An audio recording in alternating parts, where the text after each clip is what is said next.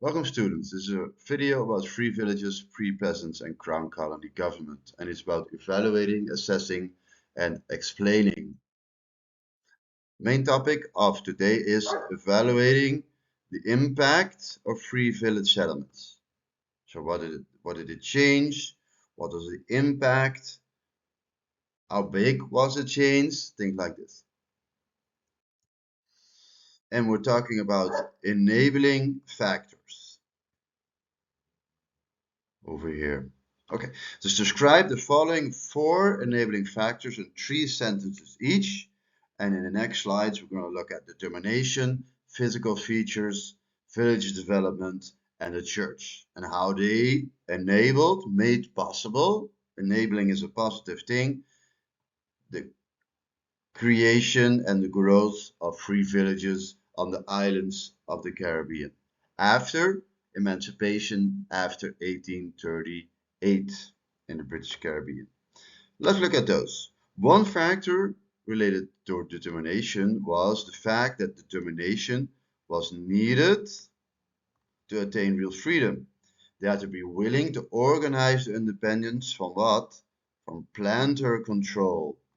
And land ownership was a very important element of this. But getting to own a piece of land was not always easy. So getting to own a piece of land, it wasn't always easy to get this done. That was one enabling factor, as we call them. We've talked about determination.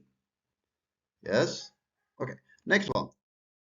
Enabling factors. The next enabling factor is physical features. Physical features. Yes? And enabling factors relating to physical features were, for instance, the presence of unused land or abandoned estates. If these were there, here free communities outside of the grasp of the planters could develop quickly and grow.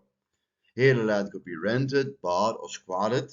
Squatted means actually that it wasn't rented, it wasn't bought, but just used because it was not in use and it was available. It's not official, it's not legal, but it was done. And by this, free villages could grow and grow. Next one, village development. Village development was one factor. Yes. What is the content of this? Village development had to do with the presence or either the absence of a viable, profitable sugar industry. So where the sugar industry had future, when it was blossoming, when it went well with the sugar industry, the land was in use and it was not available. It was not. It was the present. There was a viable sugar industry present. If it existed, a lot of land would be occupied and stay in use. If not, desperate planters were willing to sell to the freed Africans. So then it would be, a viable sugar industry would be absent. Yes? Okay.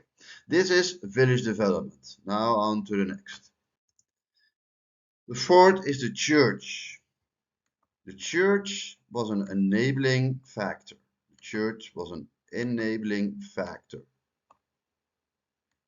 How?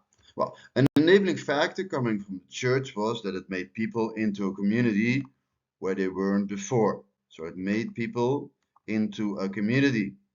In other words, the Christianity and the church became an important binding force. It brought people together. And the churches, among other things, organized political protests because they had no real representation in the assembly, but they could let their voices be heard in a political protest. And why?